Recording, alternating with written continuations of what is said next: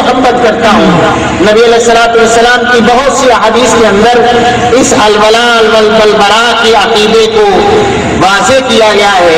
قرآن مجید کی بہت سی آیات کے اندر اس کو وضاحت سے بیان کیا گیا ہے کہ اللہ ان لوگوں کو پسند کرتا ہے۔ قیامت کے دن عرش کے سائے تلے جن 7 لوگوں کو جگہ ملے گی ان میں ایک وہ لوگ ہو گئے جو 2 ساتھی، 2 نوجوان، 2 شخص اللہ کی خاطر ایک دوسرے سے محبت کرتے تھے۔ اسی طرح بہت سی احادیث کے اندر نبی علیہ الصلوۃ والسلام نے ایسے لوگوں کو خوشخبری دی۔ ایک حدیث مبارکہ کے اندر جس کا مفہوم ہے، نبی علیہ الصلوۃ والسلام نے فرمایا قیامت کے دن کچھ لوگ ایسے ہوں گے جو اللہ کے ہاں ایسے زبردست مقام کو حاصل کریں گے جو نبیوں اور شہیدوں کا مقام ہوگا، حالانکہ وہ نہ نبی ہوں گے نہ شہید ہوں گے، لیکن یہ وہ لوگ ہوں گے جو اللہ کی خاطر ایک دوسرے سے محبت کرتے تھے۔ اور دنیا میں صحابہ کرام رضوان اللہ تعالی علیہم اجمعین کی جو جماعت نمونہ کے طور پر ہمارے سامنے اللہ کے رسول نے رکھی، قرآن مجید نے رکھی، اس جماعت کا ایک بنیادی وصف جو بیان کیا گیا وہ یہ تھا کہ یہ اللہ کی خاطر ایک دوسرے سے محبت کرتے تھے اور اللہ کی خاطر ہی ایک دوسرے سے دشمنی مول لیتے تھے، چاہے وہ ان کا باپ ہوتا تھا چاہے بھائی ہوتا تھا۔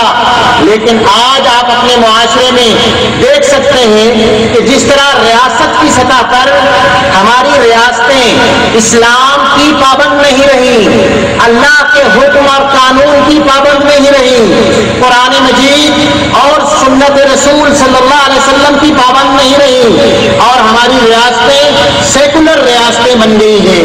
حکم اور قانون کے درجہ میں انسان کا من پسند قانون چلایا جاتا ہے، اکثریت کا قانون، عوام کی حاکمیت کو رواج دیا جاتا ہے۔ بالکل اسی طرح معاشرتی سطح پر مفادات اور حرص و حوث کا دورہ ہو گیا، اسلام یہاں سے بھی ہماری زندگی سے خارج ہو گیا۔ معاشرتی سطح پر بھی ہم لوگ ایک دوسرے سے تعلق رکھتے ہیں تو کس بنا پر؟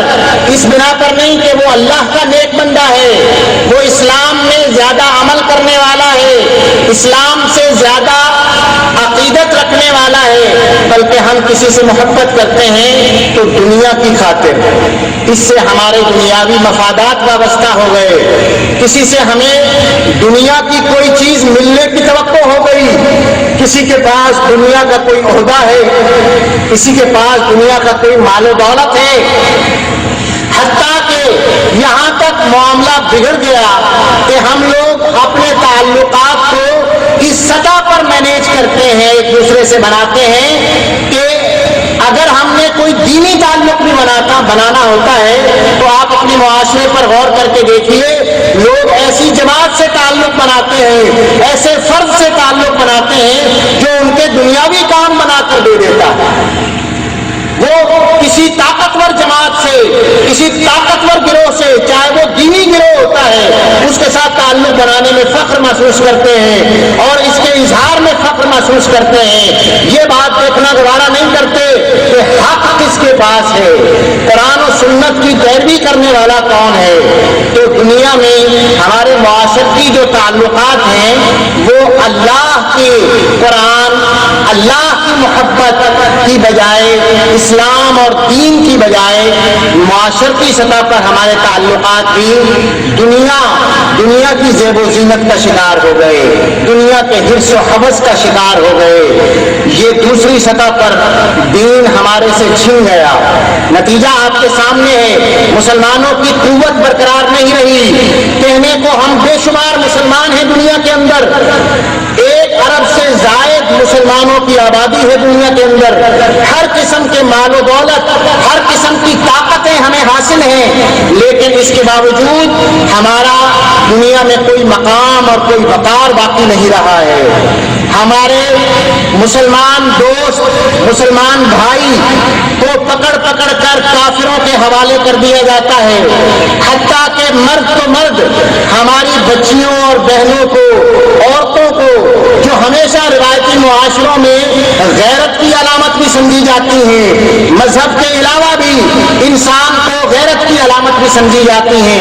ہمارے ہاں ڈاکٹر عافیہ صدیقی ایسی ایک خاتون کو بھی لوگ ہمارے مسلمان کہلانے والے حکمران اسے پکڑ کر خود اپنے دشمن اور اللہ کے دشمن کافروں کے حوالے کر دیتے ہیں۔ یہ مسئلہ کیوں آتا ہے؟ وہ کہتے ہیں سب سے پہلے پاکستان، یعنی ہمیں اپنا مفاد عزیز ہے، ہم اپنے ملک کو بچائیں گے، ہم اپنے مفادات کو عزیز رکھیں گے، ہمیں اس بات سے غرض نہیں ہے کہ ہم اللہ کے دشمنوں سے کیا سلوک کر رہے ہیں اور اللہ کے دوستوں سے کیا سلوک کر رہے ہیں۔ اسی بات کے مظاہر ہمارے سامنے آتے ہیں، ان پر تھوڑا سا آپ توجہ کیجئے۔ یہ ہماری دنیا میں جو مسلمانوں کے ساتھ جو سلوک ہو رہا ہے، یہ اسی وجہ سے ہے کہ مسلمان ایک دوسرے کے ساتھ مل کر جتھا نہیں بنے۔ یہ جو آیت یہاں پر لکھی ہے آپ کے اسٹیج پر، وَاعْتَصِمُوا بِحَبْلِ اللَّهِ جَمِيعًا وَلَا تَفَرَّقُوا، مل کر سارے اللہ کی رسی کو مضبوطی سے تھام لو اور فرقہ فرقہ مت ہو جاؤ۔ تو یہ کس وقت ممکن ہوتا ہے؟ یہ اس وقت ممکن ہوتا ہے جب آپ اللہ اور اس کے رسول سے محبت کرتے ہیں اور اللہ اور اس کے رسول کی خاطر اللہ والوں سے محبت کرتے ہیں، اللہ کے بندوں سے محبت کرتے ہیں۔ آپ کی محبت اللہ کے لیے اور آپ کا بغض، آپ کی دشمنی اللہ کے لیے ہو جاتی ہے۔ آج یہ بات ہمارے معاشروں سے ختم ہوتی جا رہی ہے۔ تیسری سطح پر آپ آئیے، اسلام تیسری سطح پر فرد کی زندگی بناتا ہے، فرد کی زندگی میں ایک انقلاب برپا کرتا ہے۔ یہ ترتیب میں نے الٹی رکھی ہے، حقیقت یہ ہوتی ہے کہ سب سے پہلے فرد تبدیل ہوتا ہے، پھر معاشرت تبدیل ہوتی ہے اور پھر ریاستوں کے اندر تبدیلی آیا کرتی ہے۔ ہمارا بگاڑ اوپر سے شروع ہوتا ہے، ریاستیں سیکولر ہو گئی، ریاستیں اسلام کی تابعداری میں نہیں رہی، معاشرے غیر اسلامی بندھنوں میں بندھ گئے۔ افراد کی سطح پر آ جائیں تو آپ دیکھتے ہیں کہ افراد کے اندر شرک، الحاد، مادیت پرستی بہت زیادہ پھیلتی چلی جا رہی ہے۔ کچھ ہی عرصہ پہلے ہماری مسجدیں نمازیوں سے بھری ہوتی تھیں، آج مسجدیں مرثیہ خواہ ہیں کہ نمازی نہ رہے۔ آج ہماری حالت یہ ہو گئی کہ مسجدوں میں لوگ نہیں ملتے ہیں ہمیں، مسجدیں بڑی بڑی ہیں، ہر محلے میں ہر گروپ نے اپنی اپنی مسجدیں بنا لی ہیں، لیکن مسجدیں مرثیہ خواہ ہیں کہ نمازی نہ رہے۔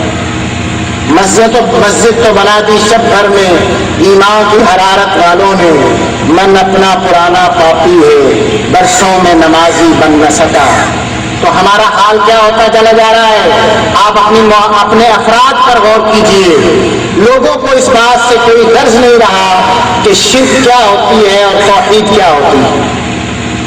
شرک میں مبتلا ہے، اللہ کی توحید سے ناواقف ہیں اور ہمارے لوگوں کو کوئی اس بات میں پریشانی بھی لاحق نہیں ہے۔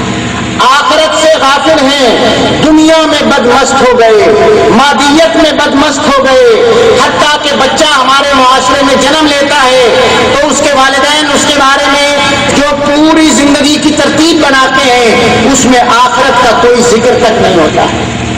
یا ایھا الذین آمنوا قوا انفسکم واہلیکم نارا وقودھا الناس والحجارہ۔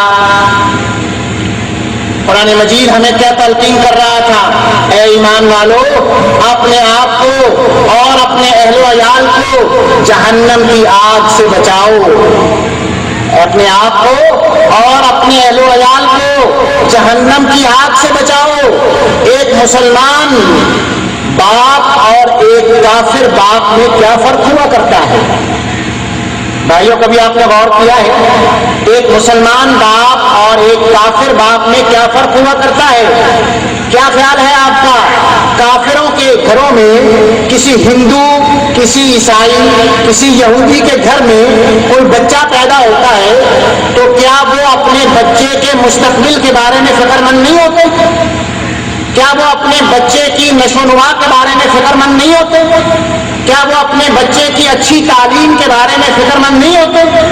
کیا وہ اپنے بچے کی صحت کے بارے میں فکر مند نہیں ہوتے؟ یہ سارے کام تو ایک کافر ایک ہندو، ایک عیسائی اور ایک یہودی باپ اور ماں بھی اپنے بچے کے لیے کرتے ہیں، ایک مسلمان